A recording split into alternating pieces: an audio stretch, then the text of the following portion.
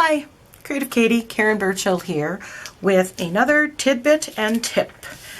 And this is something you've probably seen me do numerous times, but I'm on different pages, stamping into wet acrylic. Now today, instead of using stamps, background stamps, my foliage stamps, which you've seen me doing, I am going to try to do it with two different things. This is fun foam, and I purchased some of these with the designs on them from the dollar store, and they have texture on them, which got me thinking that why can't we put an embossing folder through, I don't know if you can see this, it's not very dark, but you can see the texture that's on there. So Yvonne and I went through all her embossing folders and put it through the Cuttlebug and our Big Shot and got all sorts of things. Then Yvonne was purging in her room and she came across many of these embossing folders, embossed cardstock, and you can definitely see this. So she took out anything that was a duplicate and she gave it to me, and I'm thinking, you know, there's not quite enough on there for this, but what if I stamped into and used these with wet gesso, or wet onto a wet acrylic. So a bit of an experiment here today. So I have one card already gessoed. I'm going to gesso a couple other cards just so we have a sampling to see what happens here, and I will be right back. So I'm just going to put some acrylic paint on this card, and it needs to be a little bit thick, I'm thinking, so that you can get an impression when you press the different things into it.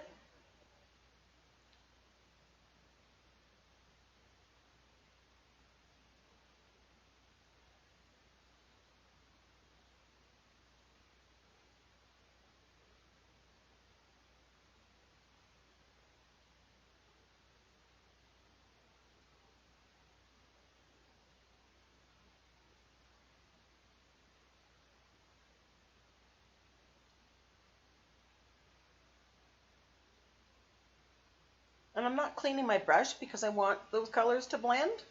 I don't want the perfect color.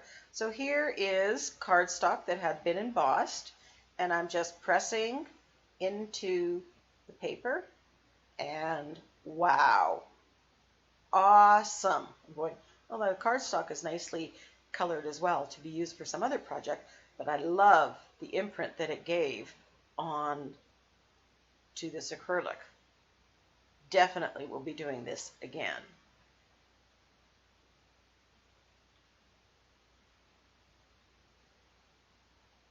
So here's the other card, and I'm going to put some other colors on here, and I'm going to try to use the fun foam that had been put through an embossing folder.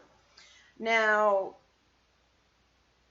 the embossing isn't as pronounced as on the cardstock, so I wasn't sure that it was even going to work. But that's what experiments are all about.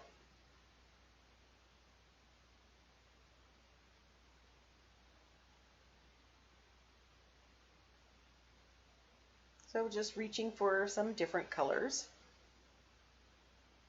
And I think I got back to my pinks and my purples.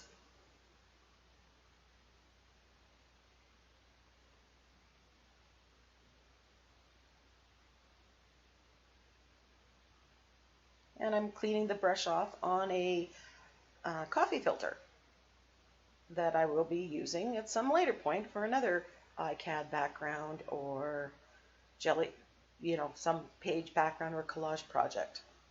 So I really like this kind of model look, nothing too precise, nothing too special. I'm pressing that on there, and I'm not convinced that it's going to do anything. So I grab my brayer and I just lightly press over it. And surprise, surprise, it's not as pronounced as the other one, but it definitely made a mark and appeals to me. So you get two somewhat different looks. Thanks for watching. Check out the next Tidbit and Tip video.